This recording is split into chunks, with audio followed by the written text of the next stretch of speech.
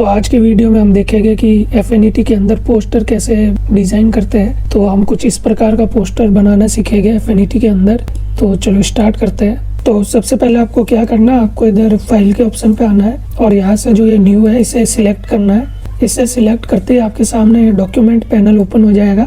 यहाँ से आप चाहो तो यूनिट चेंज कर सकते हो, आप यहाँ से विड्थ और हाइट दे सकते हो अपने हिसाब से। तो मैं जो इस डिजाइन के लिए डॉक्यूमेंट यूज करूंगा वो है 1080 पिक्सल इंटू 1080 पिक्सल। तो ये मैंने प्रीसेट पहले से बना के रखा है, तो मैं इसे सिलेक्ट करूंगा और क्रिएट डॉक्यूमेंट के बटन पे मैं क्लिक करूंगा।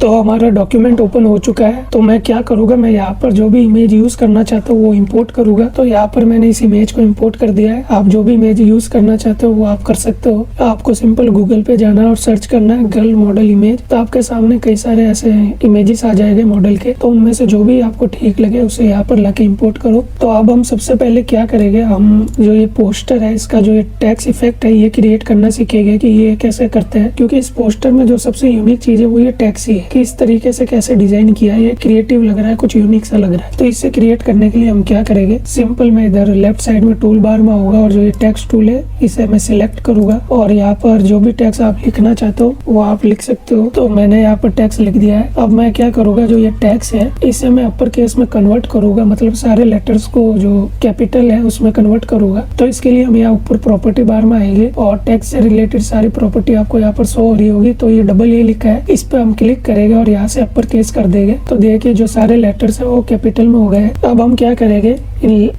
करेंगे, हम यहाँ पर कुछ अच्छा सा फॉन्ट देंगे। तो उसके लिए मैं वापस प्रॉपर्टी बार में आऊंगा और यहाँ से जो भी फॉन्ट मेरे को यूज करना है मैं वो यूज करूंगा। तो मैं ये वाला फॉन्ट यूज कर रहा हूँ, आप इसका नाम देख लो। अगर आपको भी ये चाहिए तो गूगल पे इसका नाम डालो और डाउनलोड कर दो और फिर इंस्टॉल कर दो। तो आप देखिए जो हमारा टेक्स्ट है ये अच्छा लग रहा है। तो अब हमें क्या करना, अब हमें देखना कि जो हमारी इमेज है उस इमेज पे हम ये टेक्स्ट कहाँ पर अरेंज करें, कहाँ पर रखें कि वहाँ रखने से ये इमेज काफी यूनिक लगे, काफी क्रिएटिव लगे। तो आप चाहो तो यहाँ पर रख सकते हो, आप चाहो तो यहाँ पर भी रख सकते हो, आप इधर रख सकते हो, आप यहाँ पर रख सकते हो, आप इधर रख सकते हो। तो कहीं पर भी आप टैक्स रख सकते हो। आपको देखना है कि सबसे ज्यादा अच्छा कहाँ पर लगेगा। तो जैसे कि मेरे को ये टैक्स यहाँ पर रखना है, तो अब हमें ऐसा क्या करना है कि जो ये टैक्स है इसे इस हाथ के हिसाब से अरेंज कर पाए। तो उसके लिए हम सिंपल यहाँ पर टूल बार में आएंगे और जो मूव टूल है मैंने सिलेक्ट कर रखा है। तो मूव टूल सिलेक्ट करते ही आपके सामने और टूल्स आ जाएंगे। तो ये जो मैश रैप टूल है इसे आपको सिलेक्ट करना है। तो सिलेक्ट करते ही आप देखिए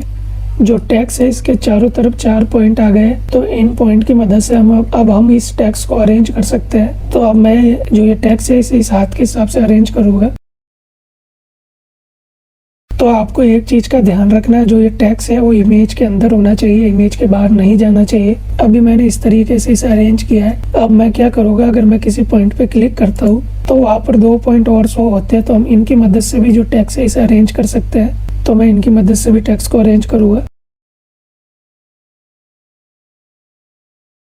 तो अब मैं क्या करूंगा, जो ये लाइन आ रही है इसके बीच में डबल क्लिक करूंगा। तो डबल क्लिक करते ही आप देखिए 2 पॉइंट और आ गए। तो अब मैं इनकी मदद से भी अरेंज कर पाऊंगा ढंग से।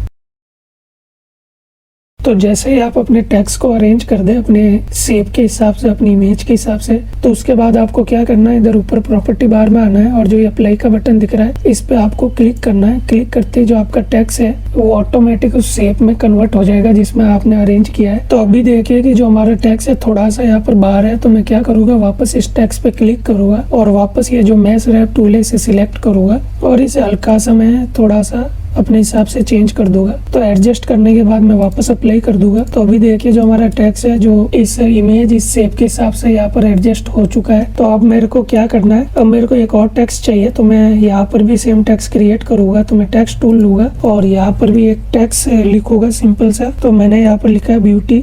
अब मैं इस टेक्स्ट को यहाँ पर अरेंज करूंगा। तो सिंपल वापस मैं वही चीज करूंगा। मैं इधर टूल बार में होगा और जो ये मैश रैप टूल है इसे मैं सिलेक्ट करूंगा। फिर मैं इसे अपने हिसाब से मैं अरेंज करूंगा।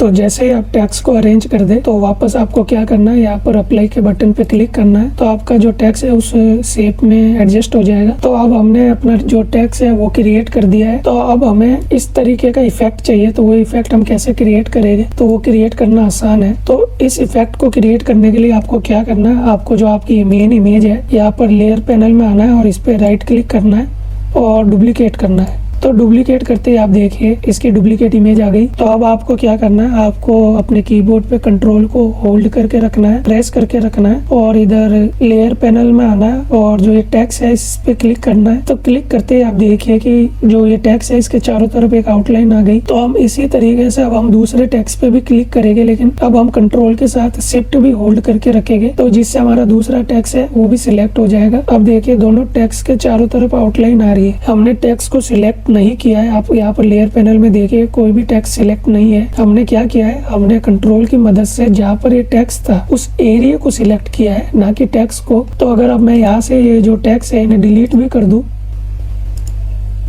तो आप देखिए जो एरिया है वो अभी भी सिलेक्ट है। तो इसकी मदद से हमने क्या किया है कि जो एरिया है उसे सिलेक्ट किया है जहाँ पर टेक्स्ट रखा था। तो अब हम इस चीज का फायदा उठाएंगे। तो अब हम क्या करेंगे, जो हमारी ये डुप्लीकेट इमेज है इस पे हम क्लिक करेंगे और क्लिक करके जो ये इधर नीचे मास्क लेयर का ऑप्शन है इस पे हम क्लिक करेंगे। तो इस पे क्लिक करने से क्या होगा कि जो ये एरिया है सिलेक्ट हो रखा है ये बस रह जाएगा और जो बाकी एरिया वो डिलीट हो जाएगा। तो अभी देखिए मैं ये नीचे वाली मेन इमेज है इसे हाइड कर देता हूँ ताकि आपको पता चले। जो डुप्लीकेट इमेज है इसे आपको सिलेक्ट करना है और मास्क लेयर पे आपको क्लिक करना है। तो क्लिक करते ही देखिए जो बाकी का एरिया था सारा डिलीट हो गया, सिर्फ ये एरिया बचा है जहाँ पर हमने सिलेक्ट किया था टेक्स्ट को, सिर्फ वो एरिया बचा है। तो ये कैसे हुआ है, मास्क लेयर की मदद से हुआ है। तो आप देखिए कि जो हमारा ये टेक्स्ट है इसके चारों तरफ ये आउटलाइन आ रही है अभी भी। तो इसे हमें कैसे हटाना है, इसे हटाने के लिए अपने कीबोर्ड पे Ctrl+D दबाए तो देखिए आउटलाइन हट गई है। अब अगर मैं जो हमारी मेन इमेज थी इसे मैं अनहाइड करूँ तो आप देखिए जो हमारा ये टेक्स्ट इफेक्ट था ये हमें दिख नहीं रहा, शो नहीं हो रहा है।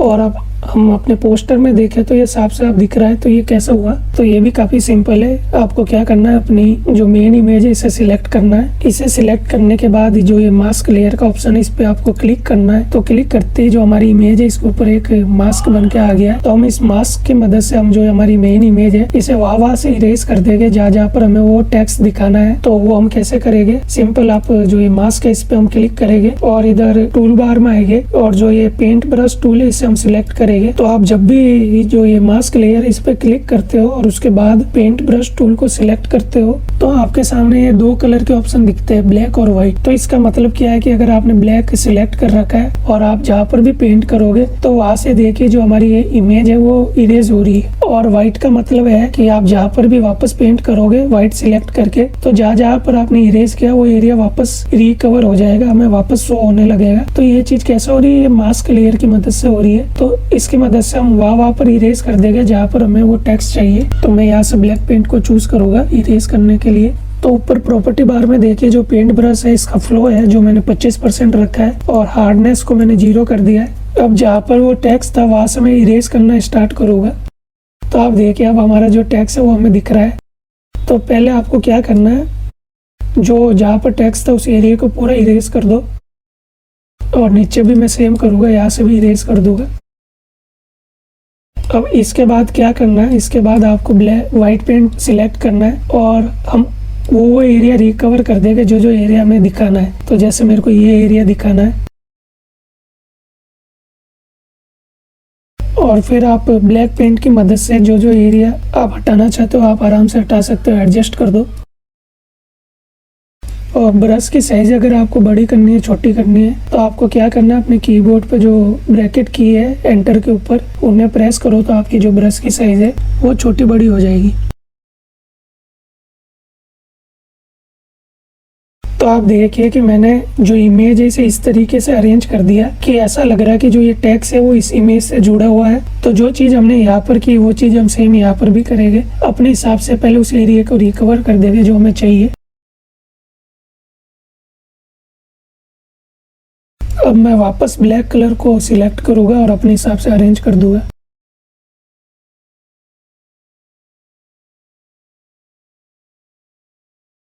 तो आप देखिए हमने दोनों जगह पर जो टेक्स्ट इफेक्ट है उसे क्रिएट कर दिया है और ये देखने में काफी ज्यादा बढ़िया लग रहा है। तो अब हमारा लगभग पोस्टर तैयार है, क्योंकि मेन तो यही चीज़ थी। अब हम क्या करेंगे, तो ये जो बाकी की ये चीज़ें इन्हें ऐड करेंगे। आपको इधर टूल बार में आना है और जो ये रेक्टेंगल करके टूल है इसे सिलेक्ट करना है और सिंपल आपको जहाँ पर ड्रॉ करना है वहाँ पर इस तरीके से ड्रॉ कर दो। और जो रेक्टेंगल का कलर है वो हम जो ये कपड़े है रेड ऐसे ही रखेंगे। तो जो यहाँ पर देखिए कलर पिकर है, इस पे आप क्लिक करके रखे, होल्ड करके रखे अपने माउस को और ऐसे ड्रैग करके इधर लिया है, तो यहाँ से आप इस कलर को सिलेक्ट कर पाओगे। तो अब मैं इस रेक्टेंगल को यहाँ पर अरेंज कर दूंगा अपने हिसाब से। उसके बाद मैं क्या करूँगा, जहाँ जहाँ मेरे को ये रेक्टेंगल चाहिए इसे कॉपी करके वहाँ पर रख दूंगा। तो कॉपी करने के लिए अपने कीबोर्ड पे कंट्रोल होल्ड करके रखे और अपने माउस से ऐसे ड्रैग करे, तो आप देखिए इसकी कॉपी इमेज बन गई। फिर जहाँ पर भी आपको इसे रखना है वहाँ पर रख दो, फिर कंट्रोल हटाओ तो कॉपी इमेज यहाँ पर इसकी बन गई। तो मैं अपने हिसाब से यहाँ पर अरेंज कर दूंगा।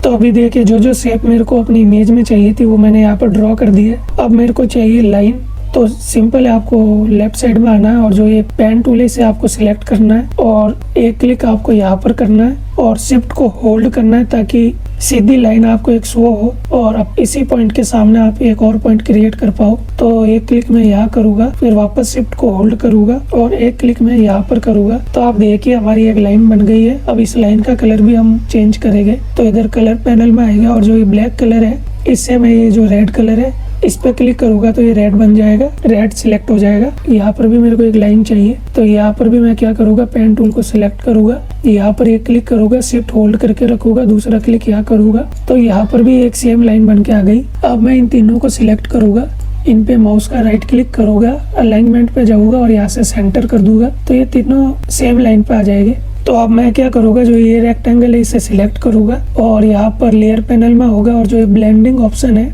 यहाँ से इसे मैं ओवरले कर दूंगा और जो इसकी ओपेसिटी है 75 मैंने इसकी ओपेसिटी की है और यहाँ पर मैं जो ये दूसरे रेक्टेंगल है इन्हें भी सिलेक्ट करके इनकी भी ओपेसिटी थोड़ी सी कम कर दूंगा। टेक्स्ट टूल से सिलेक्ट करना है और यहाँ पर क्लिक करना है और यहाँ पर मैं लिखूंगा, तो ये मैंने यहाँ पर टेक्स्ट लिख दिया है। अब मैं जो इसका फॉन्ट है वो चेंज करूंगा, तो फॉन्ट चेंज करने के लिए मैं यहाँ पर आऊँगा ऊपर और यहाँ से जो बिल्कुल नॉर्मल फॉन्ट होता है वो सिलेक्ट करूंगा, तो मैं एरियल को सिलेक्ट करूंगा और जो इसका कलर है वो भी मैं चेंज करूंगा, जो ब्लैक है तो मैं इसका व्हाइट कर दूंगा। फिर आप अपने हिसाब से इस टेक्स्ट को यहाँ पर अरेंज कर दे इस बॉक्स के अंदर, तो इसे मैं इतना रखूंगा और मैं इसे भी यहाँ से कॉपी करूंगा कंट्रोल होल्ड करके और इधर ले आऊंगा और यहाँ पर इस टेक्स्ट का कलर में जो ये रेड कलर है ये सिलेक्ट कर दूंगा और जो ये लाइन है इसे भी मैं कॉपी करूंगा कंट्रोल होल्ड करके और यहाँ पर मैं जो टेक्स्ट है वो लिखूंगा।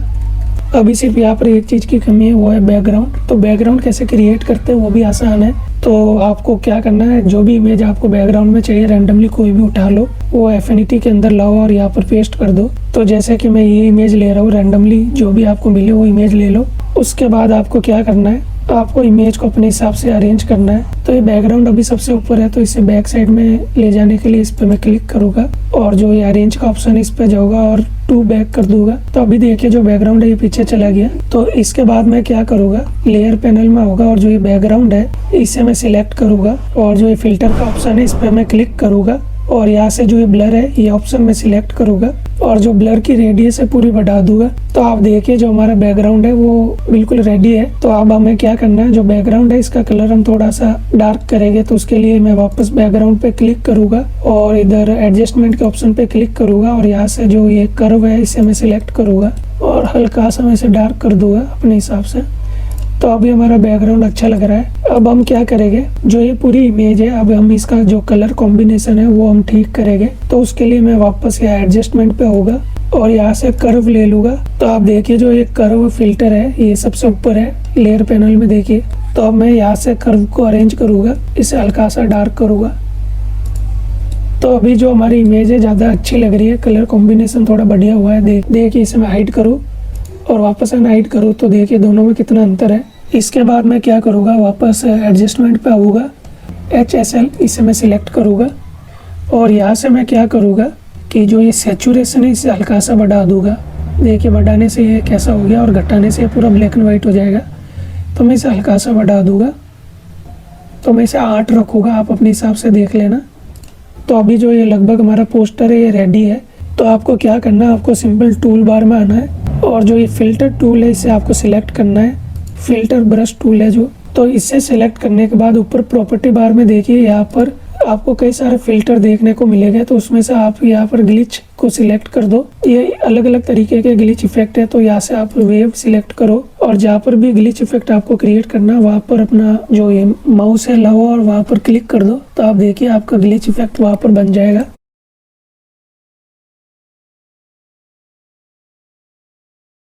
तो आप देखिए जो हमारा ग्लिच इफेक्ट है वो भी यहाँ पर रेडी हो चुका है। अब देखने में हमारा पोस्टर जो है अच्छा लग रहा है। तो अभी एक चीज और करनी है, जो हमारा ये पोस्टर है इसमें हल्की हल्की सी जो नॉइस है वो हम ऐड करेंगे। तो नॉइस कैसे ऐड करते हैं, तो आपको क्या करना है, लेयर पैनल में आना है, फिल्टर के ऑप्शन पे आपको क्लिक करना है और सबसे नीचे जाओगे तो यहाँ पर ऐड नॉइस का ऑप्शन दिखेगा, इससे आप क्लिक करो तो जो आपकी ये इमेज है पोस्टर है इसके ऊपर ये फिल्टर अप्लाई हो जाएगा।